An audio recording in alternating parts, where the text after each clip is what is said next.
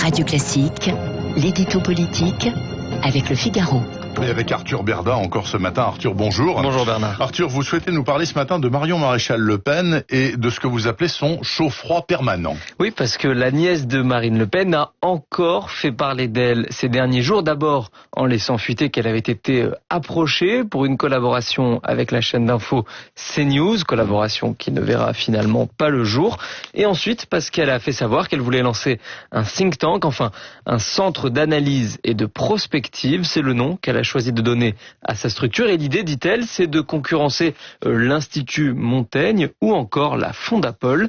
Et pour y parvenir, l'ancienne députée du Vaucluse compte publier régulièrement des notes très précises, très opérationnelles pour participer au débat d'idées à droite et alimenter la classe politique. La première de ces notes, figurez-vous qu'elle a été publiée hier soir. Elle porte sur les leçons à tirer de la crise du Covid et elle est déjà en vente sur les plateformes en ligne moyennant une quinzaine d'euros. Est-ce que l'idée derrière tout ça, Arthur, c'est éventuellement de revenir dans l'arène politique et pourquoi pas de se présenter en 2022 ? Non, alors ça, Marion Maréchal l'a dit, elle l'a redit et re-redit, elle ne compte pas être candidate à l'élection présidentielle de 2022. Mais une fois qu'on a dit ça, la question qui se pose, c'est de savoir à quel jeu est-ce que la plus jeune retraitée de la vie politique française est en train de jouer. Et la réponse, eh bien, elle risque d'être décevante pour ses partisans, puisque tous ceux qui connaissent bien Marion Maréchal le disent, elle cherche tout simplement à exister, elle ne supporte pas l'anonymat, elle a besoin de parler, elle a besoin qu'on l'écoute et elle veut pouvoir le faire sans la pression d'une quelconque échéance électorale, car pour se lancer, il faudrait qu'elle écarte, voire qu'elle écrase sa tante Marine Le Pen. Et ça, non seulement elle n'en a pas envie, mais surtout elle considère qu'elle n'en a pas les moyens. Et tant pis pour ceux qui l'imaginaient déjà au confluent des électorats conservateurs et identitaires. Et donc, est-ce que de tout cela, on peut conclure que Marine Le Pen craint sa nièce éventuellement ou n'a strictement rien à craindre d'elle ? Eh bien, Marine Le Pen, elle la craint, mais cette crainte, elle est certes injustifiée, mais elle s'explique par une raison simple, c'est que la plupart de ses combats politiques, Marine Le Pen, elle les a menés contre sa propre famille, et il faut dire qu'il y en a eu beaucoup. D'abord contre son père, Jean-Marie Le Pen, qu'elle a mis 5 ans à écarter du Rassemblement national, puis contre les relais de son père, qui ont nécessité 2 années supplémentaires, c'est la fameuse dédiabolisation, et enfin contre sa nièce. Donc, et cette fois, le combat a été plus discret, mais nettement plus difficile à gagner, parce que Marion Maréchal, elle est plus jeune, elle touche un public plus large et donc elle ringardise sa tante, mais heureusement pour Marine Le Pen, Marion Maréchal, elle a son propre plafond de verre, elle est moins déterminée et ça, en politique, c'est une faiblesse qui ne pardonne pas. Sans aucun doute, la détermination et les politiques, il en faut, ça marche ensemble. Merci beaucoup Arthur Berda du Figaro, chaque matin sur Radio Classique jusqu'à la fin de cette semaine. Donc demain matin aussi. À demain. Merci Arthur, à demain, il est 8h13 exactement. Voici l'invité. Radio Classique, l'invité de Bernard Poirette. Et l'invité ce mardi matin, c'est Dominique Régnier, professeur à Sciences Po, directeur de la Fondation pour l'innovation politique.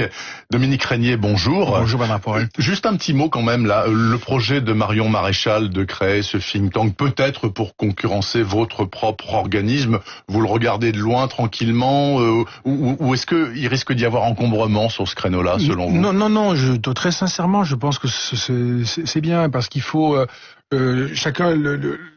chaque auditeur le sait, ça, on est dans un monde de bouleversement, on s'y perd tous, on essaie de comprendre, mais c'est très difficile. Les partis sont devenus incapables, hélas, c'est malheureux, de nous aider. La presse, ça va pas très fort. On a vraiment besoin de multiplier, chacun à sa place, les efforts de réflexion et d'expertise, et surtout dans le pluralisme.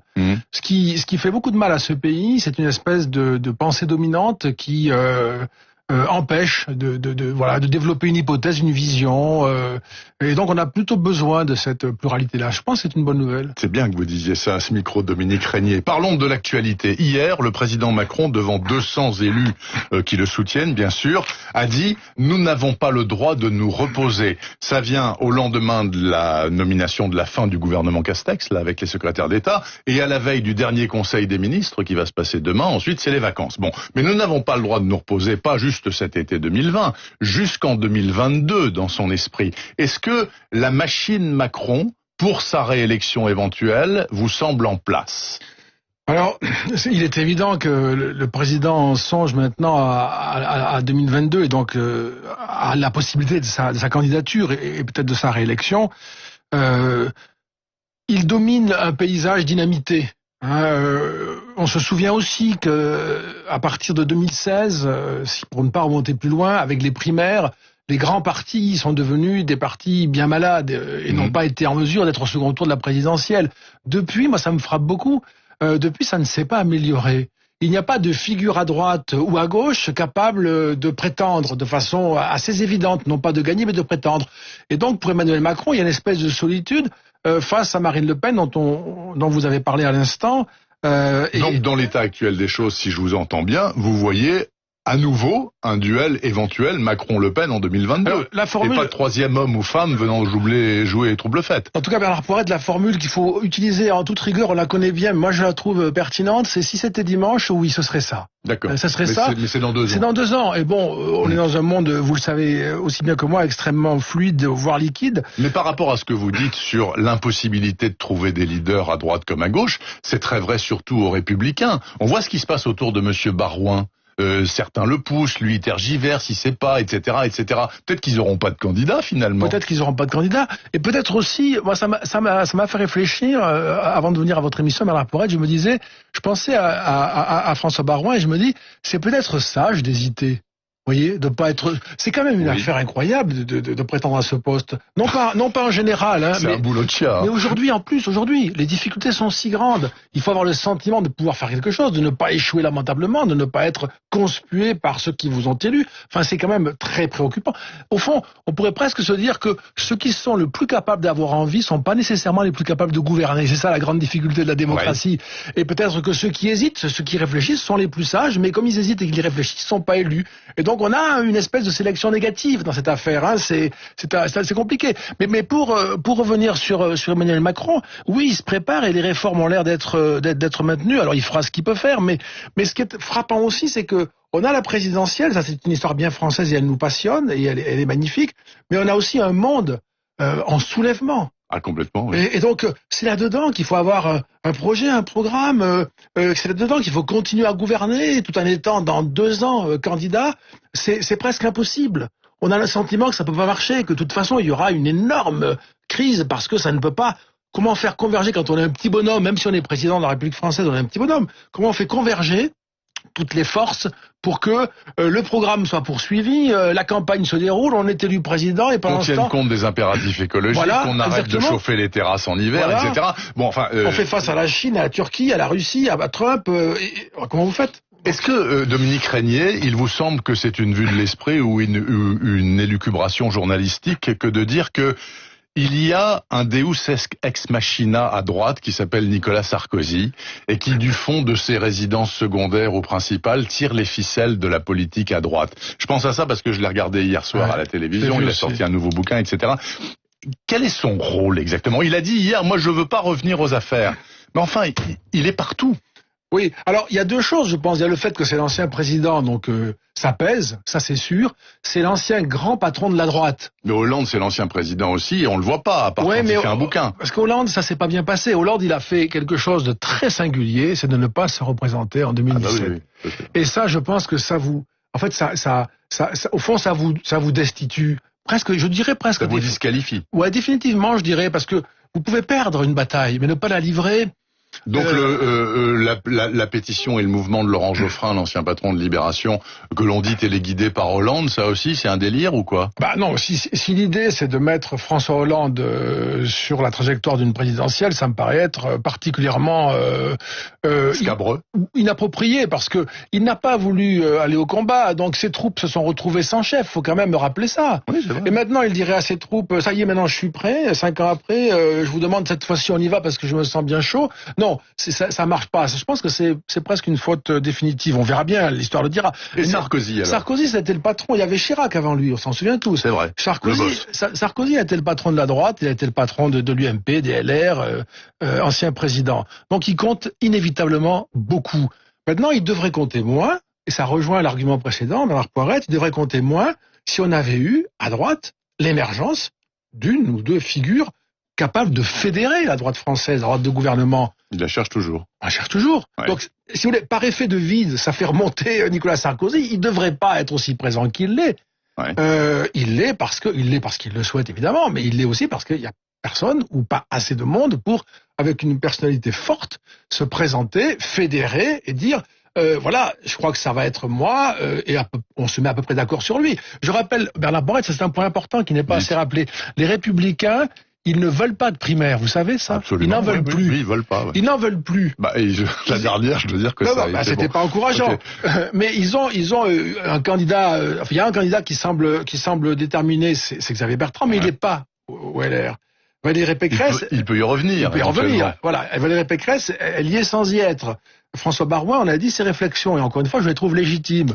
Mais comment vous faites si vous n'avez pas un outil pour arbitrer et si vous n'avez pas une figure qui s'impose? Il y a un vrai sac de nœuds, là. Hein. C'est un vrai sac de nœuds. Alors, favorable à Sarkozy, du coup. Absolument. Et hier, dans l'interview, bien entendu, on l'a interrogé sur Darmanin, qui est l'un de ses successeurs, finalement, puisqu'il est passé à l'intérieur aussi. Et il a dit, bon, écoutez, c'est mon ami, on est en confiance, etc., tout en ne minimisant pas du tout la problématique actuelle. Comment la voyez-vous, cette problématique actuelle de M. Darmanin? Peut-il tenir? Parce que hier, quand il est allé au commissariat du 17e, c'était secret. Donc, il n'y avait pas de manifestants. Mais à chaque fois qu'on saura là où il va avoir 50 féministes qui vont lui pourrir la vie. Oui, non, c'est un sujet extraordinairement compliqué. C'est une caractéristique de l'époque qui est la nôtre. D'ailleurs, j'ai noté hier dans Libération, ce matin, il est clairement écrit, il ne pourra pas tenir. Oui, c'est possible qu'il ne puisse pas tenir parce qu'il y a une forme de harcèlement médiatique et politique par des groupes organisés qui jugent leurs raisons suffisantes pour se comporter ainsi. Ça pose un énorme problème de présomption d'innocence que Nicolas Sarkozy a rappelé hier. Oui. Sans présomption d'innocence, pas de démocratie. Ouais, moi, je dirais d'ailleurs pas de liberté tout court. Il n'y a plus rien. Hein, il y a plus rien. Hein, c'est au-delà du régime politique. Il n'y a plus de société civilisée. Vous êtes coupable dès que l'on vous nomme, donc c'est la fin.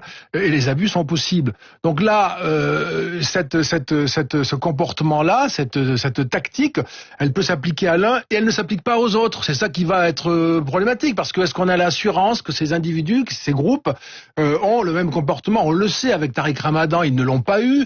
Avec le clan Traoré, ils ont plutôt été solidaires. Donc on se dit, mais au fond, je prends là des exemples qui polarisent beaucoup, hein, Bernard Poirette, mais c'est au fond, est-ce qu'il y a un principe derrière tout cela? Est-ce qu'il y a une justice ou est-ce que c'est simplement un activisme politique qui utilise des préoccupations qui sont extrêmement fortes, la condition des femmes, la justice, l'égalité de chacun devant la loi, ce sont de grandes préoccupations, de grands principes qu'il faut défendre, mais pour en faire de la politique, au fond, parce que c'est une façon de faire de la politique. Sur le cas de Christophe Girard, par exemple, à la mairie de Paris, lorsqu'ils faisaient campagne ensemble, les écolos, pour l'élection, ils n'ont rien trouvé à redire. Rien. Mais une fois qu'ils sont élus, ils font le procès d'un homme. Alors moi, je connais rien à cette affaire, mais enfin, c'est quand même curieux. Vous faites campagne avec quelqu'un sans rien remarquer, sans rien relever, et une fois que vous accédez à ce que vous aviez convoité, au siège convoité, la mairie de Paris, enfin la municipalité, conseil municipal, là, à ce moment-là, vous poussez la personne à démissionner de ses responsabilités. Donc c'est une espèce de... J'ai un doute, si vous voulez, sur... Par contre, je sais où ça nous mène, ça. Ça nous mène à une forme de tyrannie des minorités, de disparition, dissolution de la justice procédurale avec des magistrats, avec des avocats, avec des procès en bonne et due forme, et puis des verdicts qui sont très établis, qui sont produits. Et là, on a plutôt une espèce de justice expéditive très arbitraire. Alors, il se trouve que les écologistes sont aussi dans l'actualité parce que le maire écologiste nouvellement élu de Colombes, là tout près de Paris, a comparé, dans un tweet me semble-t-il, la police d'aujourd'hui et la police de Vichy. La police de Vichy et la rafle du Veldiv, la police d'aujourd'hui qui reconduit aux frontières ou qui embastille les migrants illégaux. Bon, alors il a rétropédalé, il a dit j'ai mal été compris, etc. Darmanin a dit hier qu'il allait déposer plainte pour injure publique. Au-delà de ça, même si c'est une bévue de langage, est-ce que ça ne montre pas quand même que le personnel politique, notamment écologiste, notamment chez les écologistes, est trop débutant pour ne pas éviter ces écueils-là? Ou est-ce que c'est un fond de pensée qui est plus gênant? Moi, je suis plus inquiet parce que, d'abord, Patrick Samovitch, c'est un discours qu'il a lu. Hein, donc, il avait écrit son discours et il l'a lu, donc c'est terrible. parce que ça dure un moment. Il avait qu'à rectifier. Voilà, mais on voit bien l'assimilation. Bon, après, il a fait un communiqué, mais il y a un fond. Et vous avez raison de souligner ça. Il y a un fond qui est problématique. Europe Écologie Les Verts, il y a une grande cause qui est le climat, l'environnement. Elle nous est commune à tous. Et puis derrière, il y a aussi, comme toujours, de la politique. Et il y a une forme de résurgence d'une ultra-gauche qui avait disparu, une gauche radicale, mais qui s'est modifiée, qui a muté au contact de querelles très américaines, de querelles très importées, et qui est en train de devenir une sorte de radicalisme idéologique qui peut faire beaucoup de mal à notre démocratie. Et là, je pense que pour Yannick Jadot, il y a un énorme boulot à faire s'il veut que son parti reste crédible et ait un rôle sain dans notre démocratie, ce qu'il faut souhaiter. Il a un énorme boulot à faire pour arriver à recaler ce parti sur l'écologie et éviter un procès à partir de l'écologie de notre société. Merci beaucoup Dominique Régnier, prof à Sciences Po, donc directeur de la Fondation pour l'innovation politique et ce tour d'horizon de la politique d'aujourd'hui en France. Merci Monsieur Régnier. Je vous souhaite un très bon été en tout cas. 8h25 sur Radio Classique. Laurent Saïm à suivre dans une poignée de secondes. Sa lettre d'Amérique nous emmène côte ouest, précisément dans l'Oregon. L'Oregon devenu l'épicentre de l'opposition à Trump.